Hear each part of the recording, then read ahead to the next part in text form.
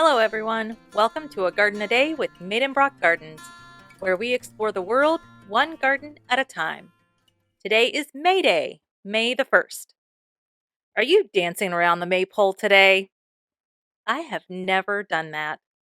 When my older brother was in school, they still celebrated May Day, and I remember standing in the school field with all the moms and the other little babies, watching the older children going over and over and under, around and around. But by the time I started school, it was no more. Gone, never to return. Anyway, I enjoyed Scotland so much yesterday, I thought we'd go there again today. So, today, we are exploring Drummond Castle Gardens, Scotland. And if you would like to visit, today is opening day for the season. And if you're not able to visit, check out their website. They have a drone's eye view and it is gorgeous. Drummond Castle was built for John, 1st Lord Drummond, sometime around 1490. But it wasn't until the 17th century, specifically 1630 to 1636, and then later in that same century, that the gardens were established. Not quite as we see them today, but this was the era of the first major milestone of garden design for the castle. There were gardens at the castle prior to 1630, but there are more records of what came later. Drummond Castle Gardens are an example of a 17th century Scottish Renaissance garden. There's a sundial in the garden that was installed in 1630, and later in the century, the 4th Earl began an avenue of trees to extend from Drummond Castle all the way to Perth, some 20 miles away. A gardener employed at the castle at the time was John Reed, who wrote The Scots Gardener, the first Scottish gardening book published in 1683.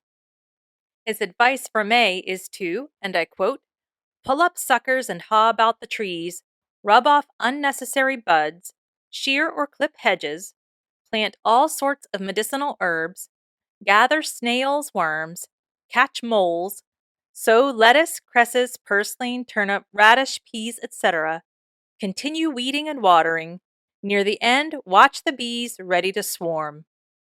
There is more advice given, and at the end of the page, he includes garden dishes and drinks in season. It truly is delightful. The book is available to read online for free, and I've included a link in the notes. The garden has gone through two major reconstructions. The first was in the early 1800s when the terracing in front of the castle was reestablished. In 1842, Queen Victoria visited the gardens. She planted a beech tree that is still thriving in the garden today.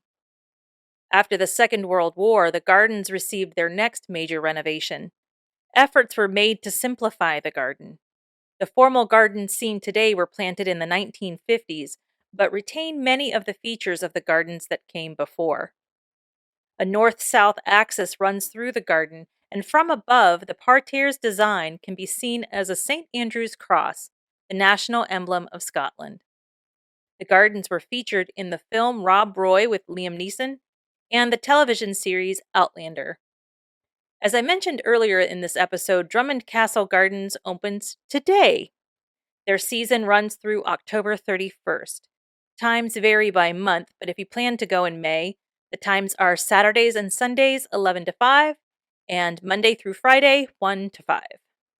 For an extended stay, there are 5 holiday cottages on the grounds that allow guests full unlimited access to the gardens. Drummond Castle Gardens are considered the finest in Scotland and one of the finest gardens in the world. Well, that's about it for today's garden visit. Join me here tomorrow to find out where we're going next. If you haven't done so yet, I invite you to subscribe to the show and leave a review.